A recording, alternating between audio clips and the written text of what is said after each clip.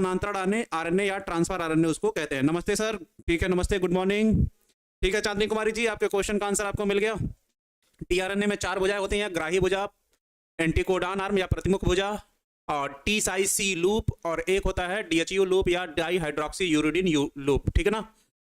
जो एंटीकोडान लूप होता है वो क्या करता है, यह आरएनए के 5वें सिरे से जुड़ने की क्रिया करता है, जिसमें जीयू नाइट्रोजनस बेस पेयर पाए जाते हैं। ठीक। और जो टी साइज सी लूप होता है उससे कुछ एंजाइम स्रावित होते हैं जो एक टीआरएनए को दूसरे टीआरएनए से जोड़ने में सहायता प्रदान करता है। और डाईहाइड्रोक्सी यूरिडिन या डीएचयू लूप टीआरएनए का वह भाग होता है जो प्रोटीन संश्लेषण की क्रिया में सूचनाओं को पहुंचाने का कार्य करता है। और एसेप्टर आर्म या ग्राही भुजा जो उसकी पहली भुजा है उससे अमीनो एसिड जुड़ते हैं। ठीक है, जिसमें सी नाइट्रोजन बेस पेयर पाए जाते हैं। मैराथन आएगा, उसको लेके परेशान मत रहिए, पेपर बना चुके हैं, बस आप लोगों से कुछ राय लेनी है, उसके बाद फिर देखते हैं, बताते हैं। आज ही पूछते हैं। नमस्ते सर, सब बढ़िया है अभिषेक भारती जी, सभी को गुड मॉर्निंग। जल्दी से आ जाओ, उसके बाद फिर क्लास को आगे बढ़ाया जाए। ठीक,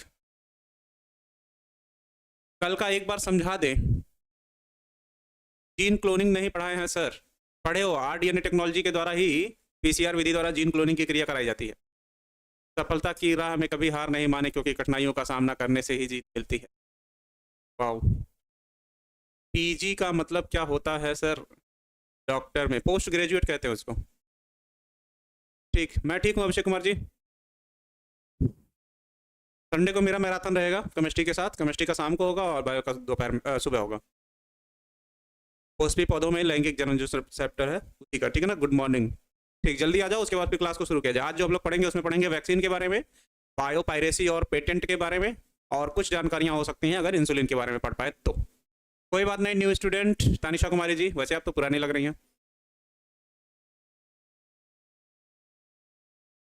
नहीं मनदीप कुमार जी, इधर अब दो हर संडे को हो सकता है 2 मैराथन आप लोगों के चले, जैसे अभी कल चला है हिंदी का और मैथ का। ठीक, जय श्री महाकाल। जल्दी आ जाओ, जल्दी, उसके बाद फिर क्लास को शुरू किया जाए। बस, कुछ और किसी का क्वेश्चन नहीं है क्या? अब एक ही क्वेश्चन था, टीआरएनए किसे कहते हैं? वैक्सीन। वैक्सीन देखो एक प्रकार का बाह्य प्रतिरक्षा तंत्र है, जिसको सबसे पहले किसने तैयार किया था? एडवर्ड जेनर ने 1796 ईस्वी में गौ चेचक। ठीक है ना। ठीक है नेहा कुमारी जी, थैंक यू, मैं ठीक हूं। क्वेश्चन आंसर ही कराने की कोशिश की जाएगी। ठीक है ना। Good morning. जितना भी टाइम लगे देखा जाएगा उसमें कितना टाइम लगता है। DNA fingerprinting. डीएनए फिंगरप्रिंटिंग को ही डीएनए उंगली छापी कहते हो, जिसकी सहायता से किसी वाहक डीएनए को वेक्टर डीएनए के साथ जोड़कर डीएनए क्लोनिंग की क्रिया कराई जाती है। हाँ, फिजिक्स बोले हैं, ऐसा नहीं है। ठीक है ना।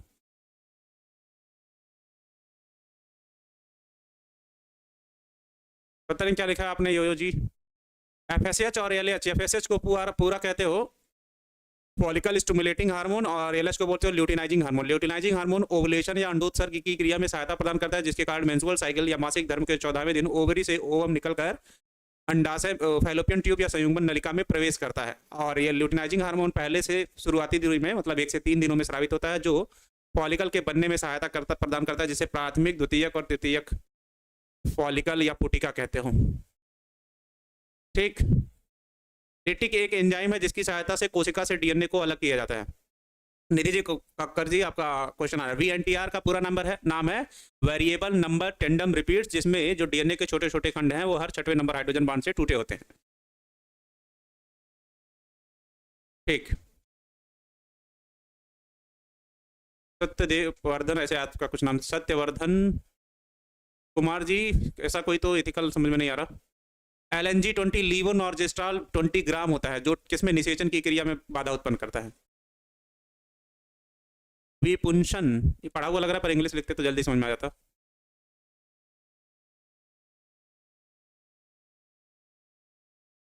अच्छा, किसी बच्चे ने लिखा है चाय पीना है तो टोटल पियो जिससे खांसी ना हो, बायोलॉजी पढ़ना है तो अब से एक से पढ़ो, बाकी 95 की गारंटी हो, ऐसे कुछ लिखा था। एंजाइम हमारे शरीर में बनते हैं, होते नहीं है। ठीक है ना, या हम बाहर से ग्रहण करते हैं।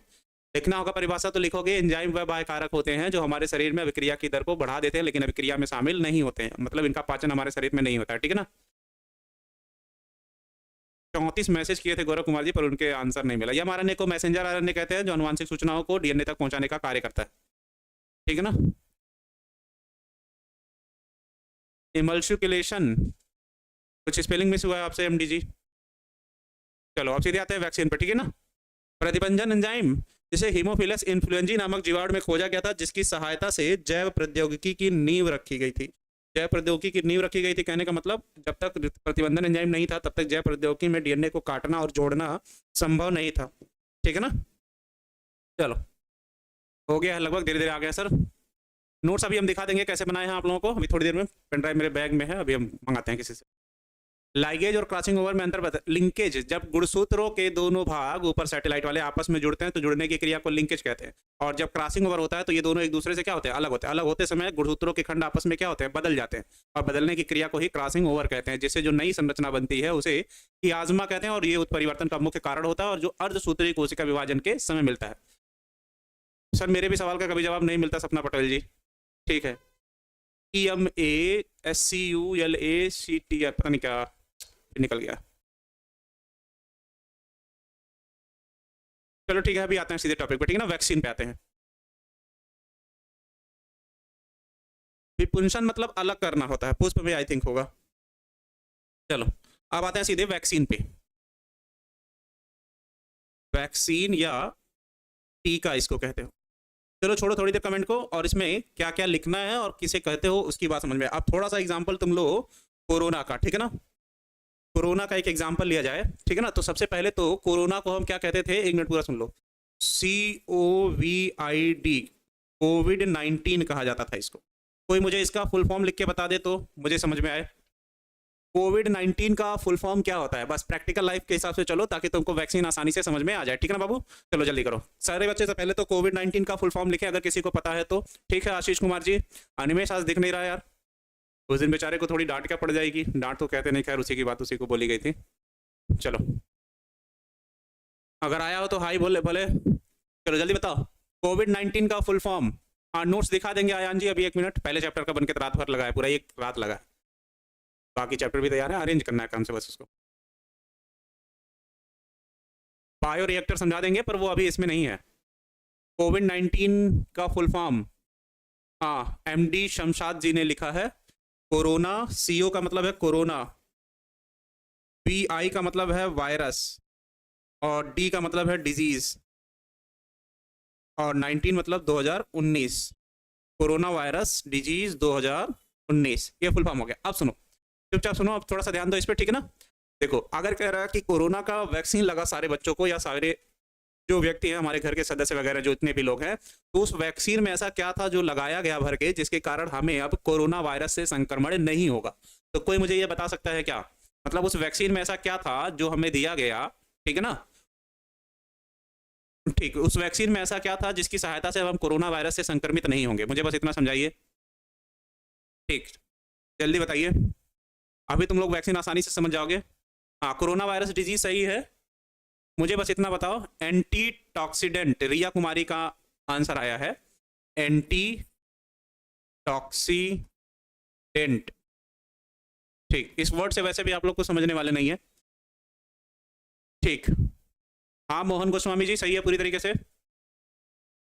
कोरोना वायरस का कुछ भाग, आयान जी का आंसर कुछ सही आ रहा है, आयान जी का आंसर कुछ सही आ रहा है, ठीक। सभी लोगों ने वैक्सीन लिया था। आयान जी ने कुछ संबंधित उससे रिलेटेड आंसर दिया है जो आपको एग्जाम में लिखना है। उन्होंने लिखा है कि कोरोना वायरस का कुछ भाग। आप सुनो, मान लो कोई वायरस है जिसके कारण क्या होता है, कोई व्यक्ति किसी बीमारी से ग्रसित हो जा रहा है। तो मान लो कह रहा है कि एक वायरस है, तो वायरस में कोशिका नहीं पाई जाती, केवल उसका आनुवांशिक पदार्थ या तो DNA होगा या तो RNA होगा। मतलब वायरस में कोई कोशिका नहीं पाई जाती, केवल उसका जीनोम पाया जाता है जो किसी प्रोटीन के खोल में क्या होगा, बंद होगा। अब उस वायरस का थोड़ा सा सुन लो, अभी वैक्सीन आसानी समझ में आएगा। उस वायरस का आनुवांशिक पदार्थ या तो DNA हो या तो उस वायरस का आनुवांशिक पदार्थ क्या हो, RNA हो। यदि उस वायरस का आनुवांशिक पदार्थ RNA है तो उसे कहते हैं रेट्रोवायरस। रेट्रोवायरस क्या कहते हैं, रेट्रोवायरस। और अगर कुछ वायरसों का आनुवांशिक पदार्थ DNA होता है तो उसे जैसे इसमें लिख सकते हो पैपोवायरस, पैपोवायरस वैक्सीन वाले में लिखे थे हम, pox virus, adeno virus, herpes virus, hepatitis B virus, ऐसे लिखे थे, ठीक है ना। एक मिनट बाबू थोड़ा कमेंट को छोड़ दीजिए, उसके बाद बातों पे मेरे ध्यान दीजिए, ठीक है ना। तो ऐसा क्या इसमें होगा कि ये जो डीएनए है इसमें पाए जाएंगे कुछ जीन, और जो आरएनए है इसमें भी पाए जाएंगे कुछ जीन, जिसके कारण जब यह वायरस का जीनोम चाहे डीएनए हो या आरएनए हमारे शरीर में प्रवेश करेगा तो हमारे शरीर की कौन सी T4 लिम्फोसाइट, T4 लिम्फोसाइट्स कोशिकाओं को क्या करेगा, ये सबसे पहले शिकार बनाएगा और उन्हें क्या करेगा, नष्ट करेगा, जिसके कारण हमारे शरीर का प्रतिरक्षा तंत्र क्या हो जाए, कमजोर हो जाए। अब जब हमारे शरीर का प्रतिरक्षा तंत्र कमजोर हो जाएगा तब जाके हम उस वायरस से क्या होंगे, ग्रसित हो जाएंगे, और वह वायरस अपना जीनोम संख्या में वृद्धि करके हमारे शरीर के सभी भागों में क्या करेगा, पहुंचाने का कार्य करेगा, और जिससे हम धीरे धीरे क्या हो जाएंगे, ग्रसित हो जाएंगे। तो होता यह है कि जो वायरस जिसके कारण हमें बीमारी हो रही है उस वायरस को लेके जैव प्रौद्योगिकी की सहायता से उस जीन को वहां से क्या किया जाता है, निकाल दिया जाता है, जिसके कारण वो हमारे T4 लिम्फोसाइट कोशिका को क्या कर रहा था, संक्रमित कर रहा था, और उस जीन के स्थान पर हम लाभदायक जीन लाके जोड़ देते हैं जो क्या करेगा, रोग प्रतिरोधक क्षमता को क्या करेगा, बढ़ाएगा। कैसे, मान लो इसमें से हानिकारक जीन को निकाल दिए जो हमारे T4 लिम्फोसाइट कोशिका को संक्रमित कर रहा है, फिर इसी वायरस को, मतलब इसी वायरस के कमजोर अवस्था को इंजेक्शन में भर के तुम्हारे शरीर में क्या किया गया, डाल दिया गया। अब जब दोबारा कोई सक्रिय जीवाणु जो बहुत ज्यादा बीमारी फैला सकता है तुम्हारे शरीर में आएगा तो इसमें जो अलग से जीन डाला गया है वो उस पर क्या हो जाएगा, हावी हो जाएगा, क्योंकि उस वायरस के अंश हमारे शरीर में पहले से मौजूद है। तो किसी भी वायरस या जीवाणु के कमजोर अवस्था को जब हमारे शरीर में जैव प्रौद्योगिकी की सहायता से तैयार करके डाला जाता है तो वह बाह्य रूप से आने वाले सक्रिय जीवाणुओं या विषाणुओं पर क्या होता है, हावी होता है, जिसके कारण हमारे शरीर में रोग प्रतिरोधक क्षमता बढ़ जाती है, और इसी को क्या कहते हैं, वैक्सीन। तो जब भी किसी बीमारी का वैक्सीन लिया जाता है तो समझ लो उसी बीमारी का जो पैथोजन है या रोगजनक है या जीवाणु या विषाणु है उसी को हम अपने शरीर में डालते हैं, पर उसकी कमजोर अवस्था को डालते हैं। इतनी बात समझ में आ गई? हाँ, कमेंट आ रहा है रिया कुमारी जी, पर अभी मैं थोड़ा सा बोलने पे ज्यादा ध्यान दे रहा था, ठीक है ना, उस तो अभी फिर उतना समझो। तो अगर पूछेगा वैक्सीन क्या है, तो वैक्सीन एक बाह्य कारक है जो सक्रिय निष्क्रिय अवस्था में हम क्या करते हैं, ग्रहण करते हैं, किसके खिलाफ, जीवाणुओं या विषाणुओं के खिलाफ, जिसे तैयार किया जाता है किसकी सहायता से, जैव प्रौद्योगिकी की सहायता से। ठीक, सर हेयर कट कराए हैं यार, नहीं भाई बहुत मुश्किल से मिलते हैं, जाके बैठे बोले जो सीखना है मेरे बालों में सीख लो, वैसे भी झाड़ियाँ होगी है गुगराले। ठीक, यहाँ तक समझ में आ गया? हाँ हिंदी में लिख रहे हैं, ये सब थोड़ी हो तू अभी लिखना ही है। आशीष कुमार जी ऑब्जेक्टिव को लेकर परेशान नहीं रहिए, वो मैं समझ रहा हूँ, सबकी बात है वो, ठीक है ना। चलो सर, हम अभी तक वैक्सीन नहीं लिया, अच्छा सॉरी, वैक्सीन नहीं होता है, वैक्सीन होता है। थैंक यू बताने के लिए। ठीक, तो अगर लिखना होगा वैक्सीन क्या है तो इसमें क्या लिखोगे, तो इसमें लिखोगे वैक्सीन या टीका, किस कलर से हो रहा है, इसमें लिखोगे क्या, मिनट इसको यहाँ से हटा दिया जाएगा, एक मिनट रुक जाना बाबू जरा, तो यहाँ रास्ते में कुछ पड़ा हुआ है, एक मिनट। इसमें क्या लिखोगे, उसमें लिखोगे यह है एक प्रकार का बाह्य प्रतिरक्षा तंत्र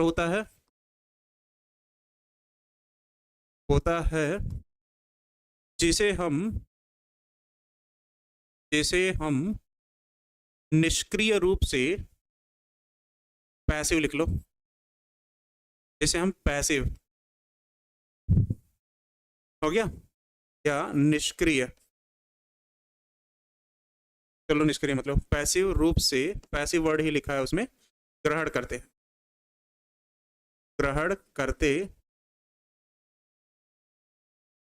हैं, ठीक है ना। आगे फिर क्या लिखोगे, जो हमें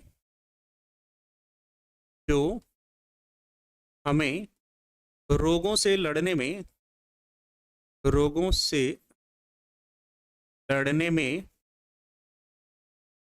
सहायता प्रदान करता है,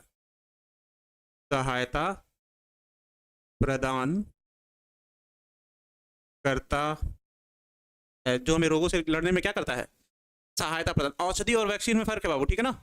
हाँ नोट्स दिखा देंगे आयान जी, अभी 1 मिनट लगेगा। जो मुझे रोगों से लड़ने में क्या करता है, सहायता प्रदान करता है। आगे फिर क्या लिखोगे, इसे रोगजनक रोगजनक मतलब यहाँ पे क्या क्या हो सकता है? जीवाणु हो सकता है, क्या क्या हो सकता है? जीवाणु, विषाणु, अन्य भी चीजें हो सकती हैं, ठीक है ना, प्रोटोजोआ वगैरह, जिसके कारण बीमारियां होती हैं, ठीक है ना। ये इसे रोगजनक के शरीर में उपस्थित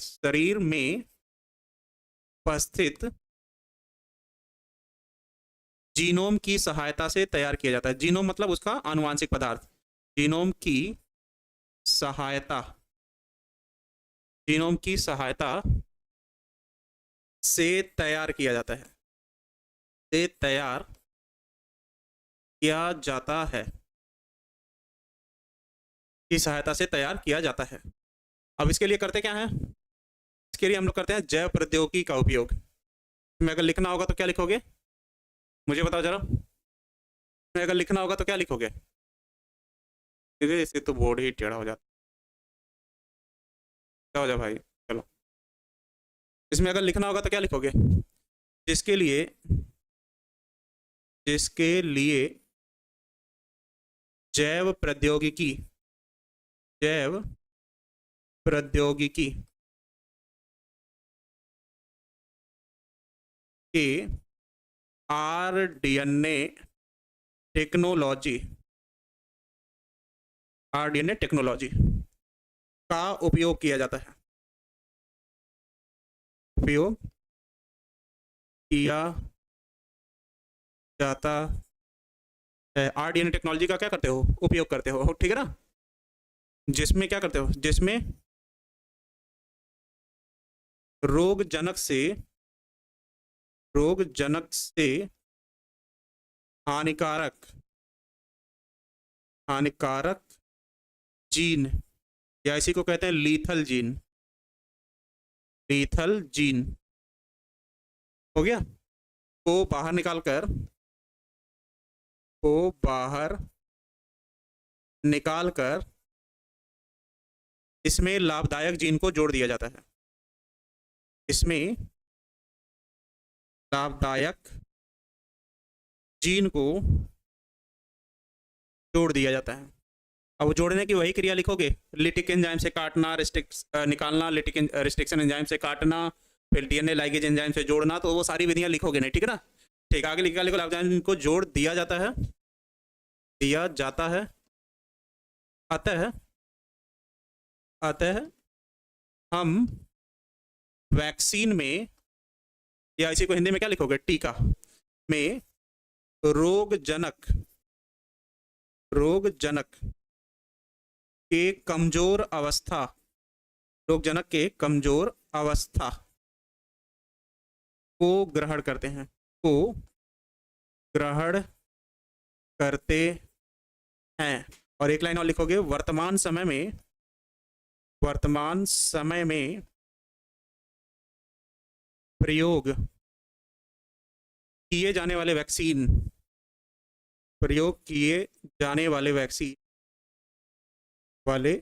वैक्सीन या टीका सेकेंड जनरेशन के वैक्सीन होते हैं, सेकेंड जनरेशन के टीका होते हैं। जनरेशन बाद में समझा देंगे क्या होगा, उसके बाद समझ में आ जाएगा, ठीक है ना। इतनी बात समझ में आ गई? ठीक, चैट बनाकर पढ़, चार्ट बना के पढ़ाइए, ठीक है, बना देंगे चार्ट, उसको लेके परेशान मत रहो, ठीक है ना। चलो जल्दी करो, लिखने की आदत डालो, कितना लिखना रहेगा ये भी तो पता रहेगा, ठीक है ना। ये बोर्ड तुम लोगों को बड़ा दिखता है ना मोबाइल में, इसलिए लगता है कि ज्यादा लिखा हुआ है, पर ज्यादा नहीं है वो, ठीक है ना। कॉपी में तुम्हारे 1 2 3 4 5 6 7 8 लाइन ज्यादा थोड़ी होगा, 8 लाइन लिखने में कितना समय लगेगा। माइटोसिस और मियोसिस में अंतर, एक कोशिका से 2 कोशिकाएं और एक कोशिका से 4 कोशिकाएं, मियोसिस है, और 2 वाला माइटोसिस है। सर जी आज नोट्स अपलोड हो जाएगा, एमडी शमशाद जी, ठीक है, अभी दिखा दे रहे हैं, मेरे बैग में एक पेन ड्राइव है ऊपर, अभी लेते आना, ठीक है ना, जब बोलेंगे तो। ठीक, वैक्सीन नहीं लिए हो तब भी तुम कोरोना का वैक्सीन लगवाए हो, वही चीज तो अब समझाना है, ठीक ना। अब आगे क्या लिखोगे, वैक्सीन के प्रकार, अभी देखना तुमको खुद समझ में आ जाएगा कि जितने लोग टीका नहीं लगवाए हैं, अगर वो लोग सोच रहे हैं कि हम वैक्सीन नहीं लिए हैं, तो वो लोग भी लिए हैं, ठीक है ना। अब लिखोगे क्या, वैक्सीन के प्रकार, वैक्सीन के प्रकार, टाइप ऑफ वैक्सीन, ठीक है ना। तो सबसे पहले जितने भी प्रकार हैं उनके नाम लिख लिए जाए, ठीक है ना। सबसे पहला क्या लिख लोगे, मान लो लाइव वैक्सीन, लाइव वैक्सीन, या इसे कहा जाता है जीवित टीका। क्या कहोगे, जीवित टीका। अभी देखना तुम खुद कंफ्यूज हो जाओगे कि क्या ये ऐसा हो सकता है, जबकि सही है वो। डेड वैक्सीन, डेड वैक्सीन या मृत टीका, मृत टीका। ठीक, तीसरा हो जाएगा सेलुलर वैक्सीन, चला कंपाउंड, कंपाउंड वैक्सीन, या इसे कहोगे संयुक्त टीका, संयुक्त टीका। फिर चौथा हो जाएगा सेलुलर वैक्सीन, सेलुलर वैक्सीन, या इसे कहोगे कोशिकीय टीका, कोशिकीय टीका। ठीक, और पांचवा है टॉक्सिक वैक्सीन, टॉक्सिक वैक्सीन या जहरीला लिख सकते हो, जहरीला टीका। चलो, जिसमें से तुम्हारे एग्जाम में अभी सिर्फ एक पूछा है, कौन सा, संयुक्त टीका या कंबाइंड वैक्सीन के बारे में। तो अगर किसी को इन चार, इसमें पांचों में से, इस पांचों में से अगर किसी को किसी भी टीके के बारे में जानकारी प्राप्त हो तो मुझे जरा समझाए थोड़ा सा।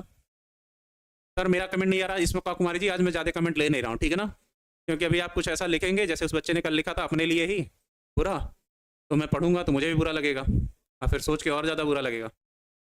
ठीक, मोहन गोस्वामी जी आपने सही लिखा है पर कट कॉपी पेस्ट कर दिया है, ठीक है ना, कमेंट सबका आ रहा है। कंपाउंड वैक्सीन बच्चों को दिया, सबको दिया जाता है, ऐसा नहीं है, ठीक है ना। ठीक, अगर किसी वैक्सीन के बारे में किसी को पता हो तो थोड़ा बहुत समझाए मुझे। ठीक, मैं थोड़ा सा लिख दे रहा हूँ, ठीक है ना। वैक्सीन जीवित टीका, कहने का मतलब कोरोना का वैक्सीन जो है वो एक प्रकार का लाइव वैक्सीन या जीवित टीका था। क्यों, देखो कोरोना के वैक्सीन के बनने में समय इसलिए लगा क्योंकि अगर हम डेड वैक्सीन को बना देते हैं तो जिस व्यक्ति को वो टीका लगाया गया, मान लो सबसे पहले कोरोना का डेड वैक्सीन तैयार किया गया, तो मुझे अगर टीका लगाया गया तो कोरोना वायरस के कमजोर अवस्था को मेरे शरीर में क्या किया जाता, डाला जाता। तो जब तुम मेरे शरीर में डालते तो वो केवल मेरे लिए कार्य करता। लेकिन अगर वही कोरोना वैक्सीन के टीके को हम लाइव वैक्सीन के रूप में बनाए हैं तो वो मेरे शरीर में लगाया गया तो मेरे शरीर में गया, संख्या में वृद्धि किया भी, प्रोलिफरेशन या प्रतिरोध भवन की क्रिया के द्वारा। तो अगर मैं आसपास छींक रहा हूं या मेरा रक्त किसी को चढ़ाया जा रहा है रक्त आदान प्रदान के समय, ठीक है ना, डोनेट कर रहे हैं, तो वो वायरस उसके शरीर में जब जाएगा तो वो तो जीवित अवस्था में जाएगा ना, तो वो उसके लिए भी क्या हो जाएगा, लाभदायक हो जाएगा। तो जो व्यक्ति टीका नहीं भी लगवाया था कोरोना का और उसके पास कोई सगे संबंधी में टीका लगवाया है और वो उसके आसपास साथ रहता है, तो जब वो सांस ले रहा है, छींक रहा है, खांस रहा है, तो उसके मुंह से वो वायरस बाहर निकलता है, ठीक है ना, तरल पदार्थ में से उपस्थित होता है या बॉडी के किसी हिस्से से क्या होता है, बाहर निकलता है, तो वो वायुमंडल में फैल रहा है, जिसके कारण जिन व्यक्तियों ने वैक्सीन नहीं भी लगवाया था उनके शरीर में वो वायरस चला गया, मतलब वो भी उससे क्या हो गए, ग्रसित हो गए। और दूसरी चीज, पोलियो का जब टीका लगाया जाता था पहले डेड वैक्सीन लगाया जाता था और उसका इंजेक्शन दिया जाता था और बहुत सफाई के साथ। अब पोलियो का ड्रॉप पिलाया जाता है, तो ड्रॉप पिलाते समय टीके की खोज एडवर्ड जेनर द्वारा की गई थी सबसे पहला 1700, आई थिंक 1700 कितना है 96 में, और गौ चेचक या काउपॉक्स का टीका बनाया गया था, ठीक है ना। आप सुनो एक मिनट, मान लो पोलियो ड्रॉप से पिलाया जा रहा हो, ठीक है ना, ठीक है, क्या लोचा हो गया सिद्धार्थ राज जी, पोलियो ड्रॉप से पिलाया जा रहा है मान लो, अगर तो उसके हाथ में पोलियो ड्रॉप लगेगा ही, दवाइयाँ, हैंडल कोई दरवाजे का पकड़ेगा तो उस दरवाजे में वो दवा लगेगी, वैक्सीन लगेगी, तो शरीर से दूसरे शरीर में चला जाएगा। तो ड्रॉपर से पिलाने का नतीजा ये होता है कि वो दवा से अगर कोई बच भी जा रहा है तो वो इतना ज़्यादा फैल जाए जिसके कारण कभी ना किसी किसी कारण वजह से वो क्या हो जाए, चला जाए उस व्यक्ति के शरीर में। सर बीमारी का अंश कहाँ से लाया जाता है, जब बीमारी फैलेगी तो वायरस तुमको मिल जाएगा ना, सत्यमेव यादव जी, या विषाणु, ठीक है ना। ठीक है, चलो बात समझ में आ गए। तो इसमें क्या लिखोगे, जीवित टीके में क्या किया जाता है, रोगाणु के या रोगजनक के, रोगजनक के जीवित अवस्था का प्रयोग किया जाता है, जीवित जीवित अवस्था का प्रयोग करते हैं, जीवित अवस्था का प्रयोग किया जाता है, प्रयोग किया जाता है, किया जाता है, ठीक है ना। एग्जाम्पल के तौर पे क्या लिख सकते हो, पोलियो और कोरोना, ठीक है ना, एग्जाम्पल के तौर पे क्या लिख सकते हो, पोलियो और कोरोना। मृत टीका में क्या लिखोगे, रोगजनक के, रोगजनक के मृत भाग का प्रयोग किया जाता है, का प्रयोग किया जाता है, प्रयोग किया जाता है, प्रयोग किया जाता है। जैसे कि इसका हो जाएगा रेबीज का टीका, एग्जाम्पल में लिख सकते हो रेबीज, रेबीज का टीका, ठीक है ना, कुत्ता जो काटता है तो उससे। कंपाउंड वैक्सीन किसे कहते हो? 2 या 3 बीमारियों के टीके एक साथ लगाए जाते हैं। इसमें क्या करते हो? 2 से अधिक बीमारी के टीके को एक साथ लगाया जाता है, लगाया जाता है। जैसे रोग, उसमें तो रोग वाला चैप्टर जब पढ़े थे सर जी, कैंसर का, टीबी जैसे बीमारी का भी टीका होता है, बिल्कुल होता है, ठीक है ना, सभी प्रकार के कैंसर का, और टीबी का नहीं, टीबी भी ए और बी टाइप में, ठीक है ना, तो इसमें लगाया जाता है। जैसे बीसीजी का, नहीं सॉरी, डीपीटी का वैक्सीन, ये 3 बीमारियों के टीके एक साथ लगाए जाते थे, डिप्थीरिया, परटूसिस और टिटेनस, 3 बीमारियों के टीके एक साथ लगाए जाते हैं, इसलिए से कंबाइंड वैक्सीन कहते हो। और सेलुलर वैक्सीन किसी एक व्यक्ति के शरीर की कोशिकाओं से तैयार किया जाता है, एक व्यक्ति के शरीर की कोशिकाओं से तैयार किया जाता है, की कोशिकाओं से तैयार किया जाता है। तो जिस व्यक्ति के शरीर से तैयार किया जा रहा है वो वैक्सीन केवल उसी व्यक्ति के लिए कार्य करेगा। तैयार किया जाता है, किया जाता है किस समय? सर्जरी के समय, सर्जरी के समय, ठीक है ना। और टॉक्सिक वैक्सीन, टॉक्सिक वैक्सीन को कब तैयार कर रहे हो? पॉइजन या विष, ऐसे लिख लो, विष को निष्क्रिय करने के लिए, विष को निष्क्रिय करने के लिए। जैसे सांप हो गया, एंटीबॉडी जो लेते हो, ठीक है ना, सांप काट लिया तो उसके एवज में जो लेते हो, ठीक है ना। HCl मरता नहीं है, हाइड्रोक्लोरिक एसिड की बात करो, नहीं, ठीक। सर मेरिट के बाद क्या लिखे हैं रिया कुमारी जी? मेरिट कहाँ लिखा है यार, ठीक है ना, ठीक। तो अगर वैक्सीन पूछेगा कितने प्रकार के होते हैं, तो छोटे बच्चों को कौन सा टीका दिया जाता है? छोटे बच्चों को पैदा होते ही डीपीटी का ही टीका लाया जाता है। डिप्थीरिया में उसका गला सूखने लगेगा, डिप्थीरिया में उसके गले में म्यूकस का स्राव रुक जाएगा, परटूसिस में उसके सांस लेने में दिक्कत होगी, और टिटनेस में उसको तो ऑपरेशन के समय पैदा हुआ तो लोहे की वस्तुएं प्रयोग की ही गई हैं, इसलिए उसको लगा दिया जाता है डिप्थीरिया, परटूसिस और टिटनेस का टीका एक साथ, क्योंकि वो छोटा है, अभी भाषाएं जानता नहीं है तो वो बोल नहीं पाएगा, ठीक है ना। तीसरा, कंपाउंड वैक्सीन, 2-3 बीमारियों के टीके एक साथ लगा दिए जाते हैं, ठीक है ना। एडवर्ड जेनर ने कहां पर खोजा था? चेचक का टीका एडवर्ड जेनर ने कहां पर खोजा था? चेचक के टीके को ईस्ट नामक कोशिका से तैयार किया गया था, ठीक है ना, ईस्ट की कोशिका से तैयार किया गया था। ये लॉन्ग आंसर है बाबू, ठीक है ना रितिका कुमारी जी, लेकिन अलग से भी पूछ सकता है कि वैक्सीन कितने प्रकार का होता है, ठीक है ना। तो पांचों समझ लोगे। लाइव वैक्सीन या जीवित टीका किसे कहोगे? इसमें रोगजनक की जीवित अवस्था का प्रयोग किया जाता है, जैसे पोलियो और कोरोना वायरस। डेड वैक्सीन या मृत वैक्सीन टीका किसे कहोगे? रोगजनक के मृत भाग को प्रयोग किया जाता है, जैसे रेबीज, या किसी एक व्यक्ति के शरीर में होता है, ठीक है ना। तीसरा क्या है? कंपाउंड वैक्सीन या संयुक्त टीका, दो से अधिक बीमारियों के टीके को एक साथ लगाया जाता है, जैसे डीपीटी, ठीक है ना। फिर आगे फिर लिखा है सेलुलर वैक्सीन क्या है? ये किसी एक व्यक्ति के शरीर से कोशिकाओं को लेकर तैयार किया जाता है सर्जरी के समय, जैसे प्लास्टिक सर्जरी हो रही है तो मेरे शरीर में मांसपेशियां कम है, तो मेरे शरीर से ही मांसपेशियों को लेकर उनमें से कोशिकाओं को निकालकर एक ऐसा वैक्सीन बनाया जाएगा जो मेरे शरीर में सेल डिवीजन की क्रिया को बढ़ा दे, ठीक है ना। जिससे क्या होगा, वहां से मांसपेशियों को लेकर या त्वचा को लेकर किसी व्यक्ति के जले हुए भाग पर प्लास्टिक सर्जरी की जाए, अगर वो कमजोर है तो, ठीक है ना। ठीक, आगे फिर लिखा है क्या? और टॉक्सिक वैक्सीन, विष को निष्क्रिय करने के लिए, कोई व्यक्ति जहर खा के मर रहा है या उसे सांप काट लिया है, ये सब चीजों को निष्क्रिय करने के लिए जिस टीके का निर्माण किया जाता है उसे कहते हो क्या? Toxic vaccine. बुखार कोई बीमारी नहीं है जिसके लिए क्या कर सकते हो, क्या कहते हैं? बुखार कोई बीमारी है जिसके लिए टीके का निर्माण किया जा सकता है। बुखार एक प्रकार का इंडिकेटर है जो मुझे बताता है कि हमारे शरीर में कुछ ऐसी घटनाएं घट रही हैं जिसके कारण हमारा प्रतिरक्षा तंत्र खराब हो रहा है, ठीक है ना। ये बात समझ में आ गई? ठीक, इंटरफेरन पे आ जाएंगे बाबू, अभी थोड़ा उसको में समय लगेगा क्योंकि कुछ शब्द उसमें समझाने पड़ेंगे, ठीक है ना।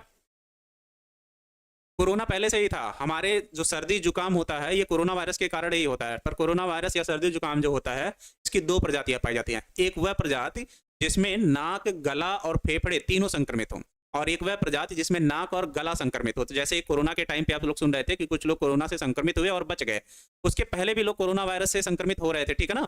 तो उसमें नाक और गले से जो संक्रमित हुआ था कोरोना वायरस का, इसलिए जो टेस्ट हो रहा था या तो नाक में तीली डाल के चेक कर रहे थे या गले में, तो जो नाक और गले वाला चेक कर रहे थे वो व्यक्ति उस वायरस से संक्रमित हो रहा था, वो बच जा रहा था। लेकिन जिस व्यक्ति का नाक, गला और फेफड़े की एल्वोलाई या कोपिकाएं भी संक्रमित हो जा रही थी, उसके लिए ब्लड टेस्ट या आरटी-पीसीआर टेस्ट होता था, ठीक है ना, जिससे ये पता चलता था कि गुड मॉर्निंग सर, उसके शरीर में वो वायरस है कि नहीं। तो जिस व्यक्ति का नाक, गला और फेफड़ा उस वायरस से संक्रमित होता था, उसकी मृत्यु हो जाती थी। इसीलिए दो तरीके के चेकअप होते थे, एक नाक वाला, एक गले वाला, और एक आरटी-पीसीआर ब्लड वाला, ठीक है ना। ठीक, कुत्ते के, चूहे के, बिल्ली के और बंदर के काटने से भी रेबीज होता है, इस बात का आप ध्यान रखिएगा। श्रवण कुमार जी, अनवांटेड 72 होता है। ठीक, OMG, oh my God. TB का टीका RDNA टेक्नोलॉजी के द्वारा।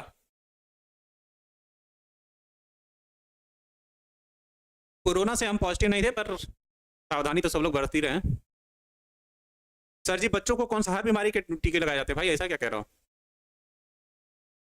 ब्लड में हमारे क्लॉटिंग फैक्टर पाया जाता है, जिसे फैक्टर 3 कहते हैं, जिसके कारण रक्त जमता है, और कुछ कोशिकाएं भी पाई जाती हैं जिसे थ्रोम्बोसाइट्स कहते हैं उसे, ठीक है ना। चलो एक छोटा सा टॉपिक समझाते हैं, और बायोपायरेसी और पेटेंट, ठीक है ना। बायोपायरेसी और पेटेंट समझाते हैं। तो एक टॉपिक आ गया क्या, बायोपायरेसी। बायोपायरेसी तथा पेटेंट, ठीक। बायो पायरेसी और पेटेंट को कहते हो एकस। पेटेंट को क्या कह रहा हो, एकस, ठीक है ना। एक नंबर में पूछा, इससे ज्यादा कुछ पूछा नहीं है, ठीक है ना। प्रो इंसुलिन, इंसुलिन की पहली अवस्था जो तैयार की गई थी वो गाय के पैंक्रियाज से तैयार की गई थी, ठीक है ना। चलो थोड़ा सा समझ लो। एडवर्ड जेनर ने सबसे पहला क्या तैयार किया था? एडवर्ड जेनर ने सबसे पहले क्या तैयार किया था? वैक्सीन तैयार किया गया था। फ्रेडरिक सैंगर ने क्या किया था 1955 में? सुन लो, 1955 में फ्रेडरिक सैंगर, चलो ये कहानी सुन लो। फ्रेडरिक सैंगर, इन्होंने गायों के पैंक्रियाज में या अग्नाशय में, अग्नाशय में अल्फा और बीटा सेल को अल्फा और बीटा सेल पर क्या किया, स्टडी किया, और यह देखा कि गाय के अग्नाशय में जो अल्फा सेल था, ठीक है ना, एक मिनट सुन लो, उसमें 21 और जो बीटा सेल था उसमें 30 क्या पाए जाते थे, अमीनो एसिड पाए जाते थे, जो लगभग मानव के अग्नाशय में पाए जाने वाले अल्फा और बीटा सेल के क्या थे, समान थे, ठीक है ना।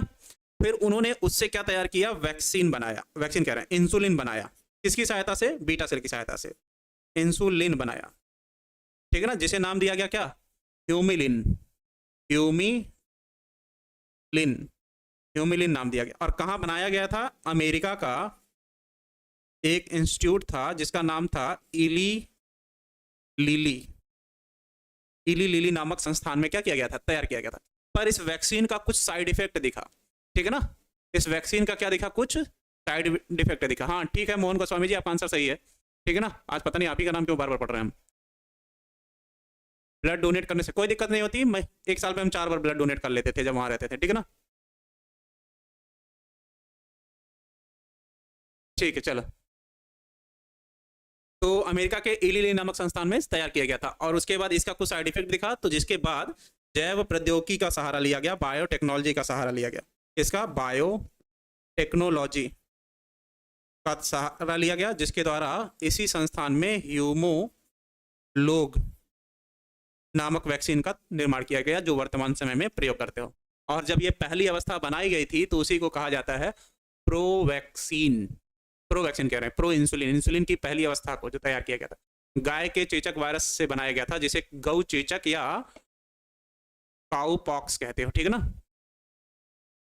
अभिषेक भारती जी, ऐसा कुछ नहीं है। सिंपी कुमारी जी, पैसिव रूप में होता है सर, हाँ हम जब भी कोई वैक्सीन लेंगे वो पैसिव या निष्क्रिय अवस्था में होता है, ठीक है ना, ताकि जब कोई सक्रिय अवस्था वाला रोगजनक आपके शरीर में पहुंचे, ठीक है ना, तो वो आपको हानि न पहुंचा पाए,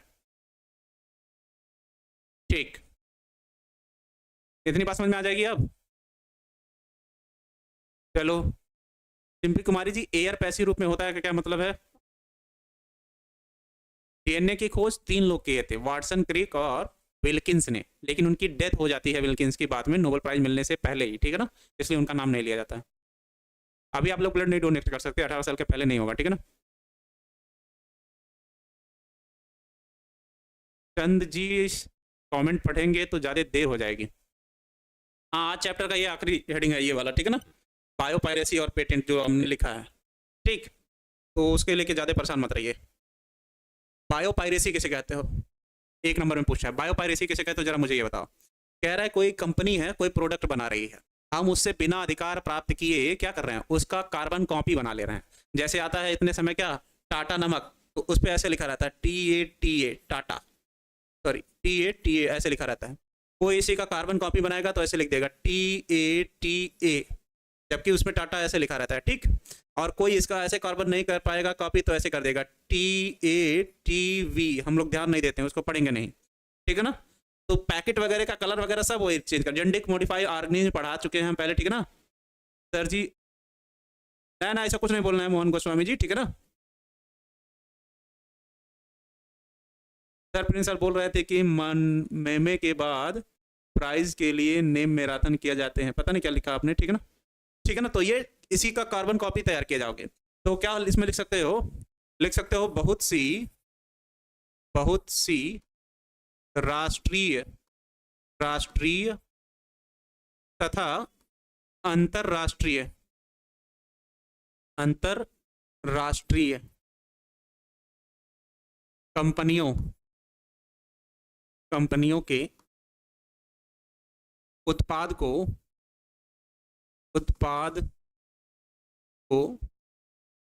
बिना उनके अनुमति के या भुगतान करके, या बिना भुगतान करके, भुगतान क्या लिख रहा है यार, भुगतान के उनके उत्पाद का कार्बन कॉपी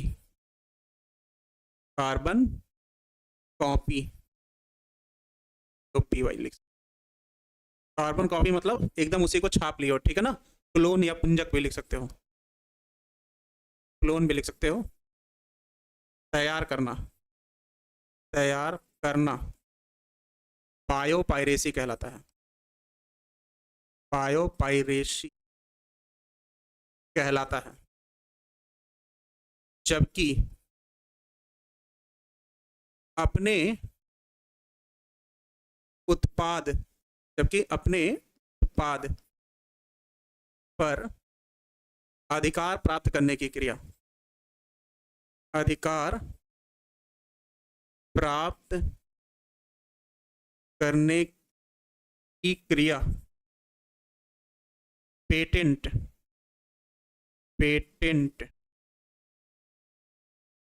या इसी को एकस्व भी कहते हो, कहलाता है।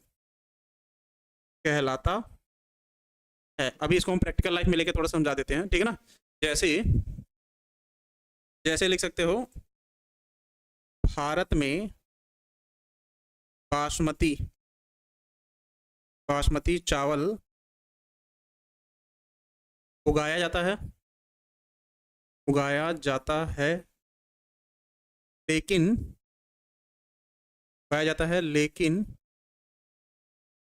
इसका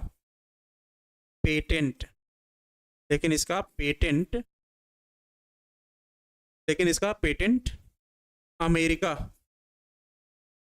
अमेरिका ने 1997 में प्राप्त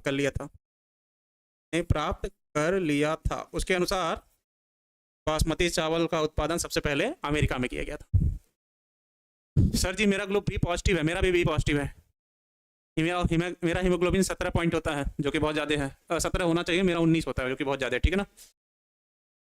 ठीक है ना। अंतरराष्ट्रीय गलत है, अच्छा मात्रा,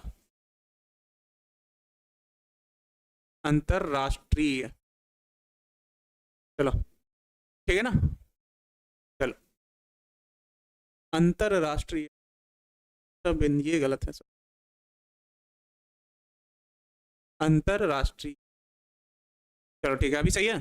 सेलुलर वैक्सीन मान लो कह रहा है कि मैं जल गया एसिड से या त्वचा से या किसी भी चीज से, ठीक है ना, किसी जहरीले पदार्थ से, तो जब मैं प्लास्टिक सर्जरी करने जाऊं और मान लो मेरा बहुत दुबला पतला हूं, तो मेरे शरीर से मांसपेशियां निकालने के लिए उसके पास तो जगह नहीं है, ठीक है ना।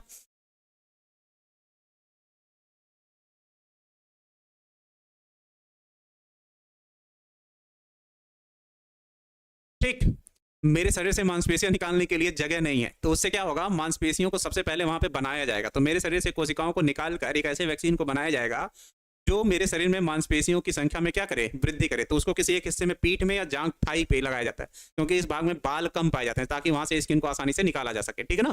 तो उसी के लिए सेलुलर वैक्सीन का उपयोग करते हो। डायबिटीज जेनेटिक बीमारी नहीं होती है, ठीक है ना। ठीक, सर जी भारत में कब खोजी थी, उसका अधिकार तो अमेरिका के पास है, ठीक है ना। ठीक, हेमोग्लोबिन कम और अधिक होने की वजह से क्या होगा, श्वसन की क्रिया में बाधा हो जाने की, ठीक है ना। और एकस्व या अधिकार प्राप्त करने के लिए क्या करना पड़ेगा, इसके लिए क्या करना पड़ेगा, किसी का विचार या डिजाइन नहीं चुराया जाता है, किसी का विचार, मतलब वो तुमको बता रहा है कि हम ऐसे बनाएंगे, तब तुम क्या किए, तुम सुन के गए उससे पहले बना लिए। विचार या डिजाइन, डिजाइन नहीं चुराना जाना चाहिए, नहीं चुराना, नहीं चुराना चाहिए। ठीक, दूसरा क्या लिख सकते हो, किसी के अन्वेषण, किसी के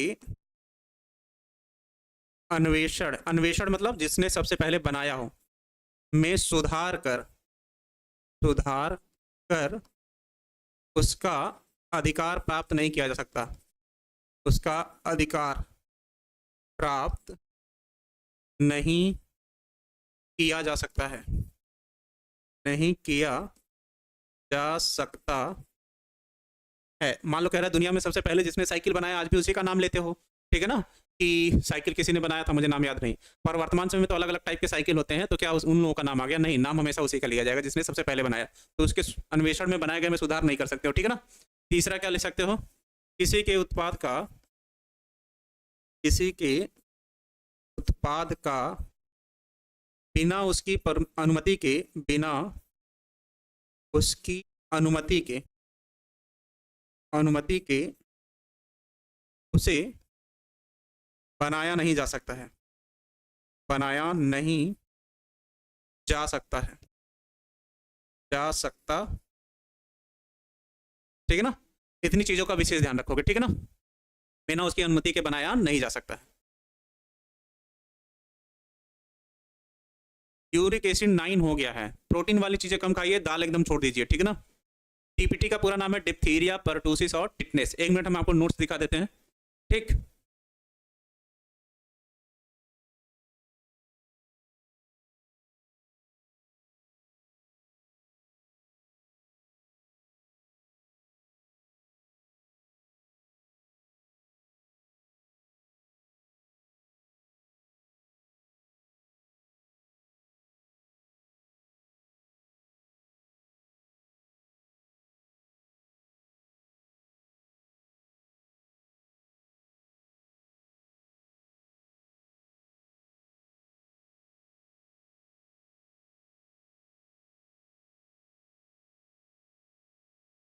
देखो जो ये चलेगा, आपको क्वेश्चन आंसर मिलेगा, ठीक है ना। देखो चैप्टर का नाम यह है पुष्पी पौधों में लैंगिक जनन, ठीक। तो पहला क्वेश्चन है पुष्प किसे कहते हैं, पुष्प की संरचना का सचित्र वर्णन करें, ठीक। तो थोड़ी बहुत चीजें मैंने लिख दी हैं पहले से, जैसे पुष्प पौधे, ऐसे पौधे जिनके जीवन काल से पुष्प का निर्माण होता है उन्हें आवृत बीजी पौधे कहते हैं, जबकि जिन पौधों के जीवन काल में पुष्प का निर्माण नहीं होता उन्हें अनावृत बीजी पौधे कहते हैं। पुष्प की संरचना के बारे में सबसे पहले प्रोफेसर गोथे ने विस्तृत वर्णन किया था, जिसमें उन्होंने पुष्प की संरचना के जनन अंगों के बारे में समझाया था, जिसके आधार पर पुष्प का अध्ययन फ्लोरिकल्चर कहलाता है। अब यहाँ पुष्प की संरचना होगी पूरी डिटेल में, और फिर पुष्प के संरचना के एक एक भाग के बारे में पूरा लिखा है, ठीक है ना। उसके बाद आके खत्म हो गया, फिर दूसरा यहाँ खत्म हो गया। दूसरा क्वेश्चन, पुष्प के नर जनन की आंतरिक संरचना का सचित्र वर्णन करें। यहाँ फिगर बना के अच्छे से मैं समझाऊंगा, ठीक है ना।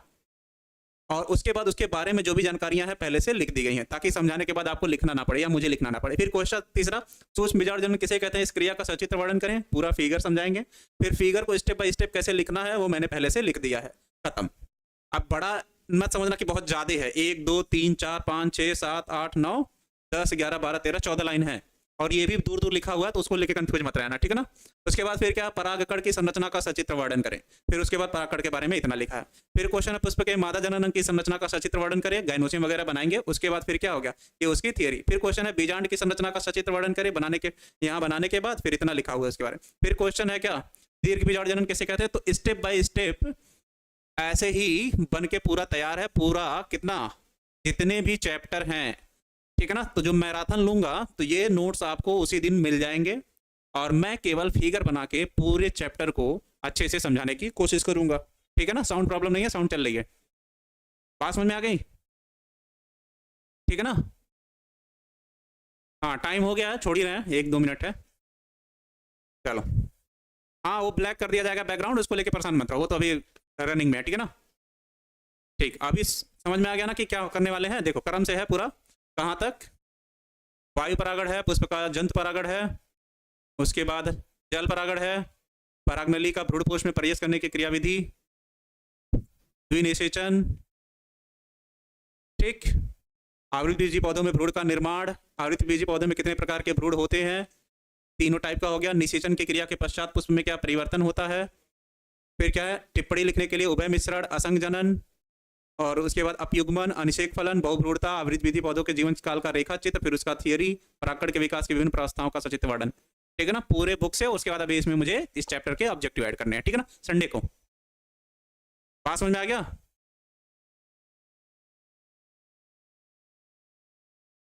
पुष्प पौधे का वह भाग होता है जो जनन की क्रिया में सहायता प्रदान करता है, ठीक है ना। इसका निर्माण पुष्प के पौधे के शूट या प्ररोह की सहायता से होता है, ऑक्सीजन हार्मोन की अनुपस्थिति में। जैसे ही वो हार्मोन का स्राव रुक जाता है तो उसका शूट या प्ररोह बदल जाता है किसमें, पुष्प में, ठीक है ना। हाँ बिल्कुल निधि कुमारी जी, पूरे चैप्टर का देखो एक दिन में एक चैप्टर बनाने में लग रहा है, ठीक है ना। टाइपिंग हो गई, अब मुझे बस अरेंज करना है क्रम से, समझ में आ गया अभी, ठीक है ना। तो जब मैराथन होगी तो आपकी जिम्मेदारी बननी चाहिए कि जो बिहार में कोई भी, मैं पहले ही कहते रहूँ, लिख के ले लो या बता देना सबको कि जिस तरीके से इस चैप्टर को मैं खत्म करूंगा विथ फिगर पढ़ा के, पूरे बिहार में वैसी बायोलॉजी किसी ने नहीं पढ़ाई होगी अभी तक। अगर तुम लोगों ने जो भी राय मेरे बारे में बना के रखी होगी वो उस दिन बदल जाएगी, इस बात का ध्यान रखना, ठीक है ना। बस तुम लोग थोड़ा सा तैयार होके आना, चलो। अभी खुश हो, सुबह को बायोलॉजी होगी, शाम को केमिस्ट्री होगी, चलो चलो ठीक है, कल मिलते हैं इसी टाइम पे, ठीक, जय हिंद।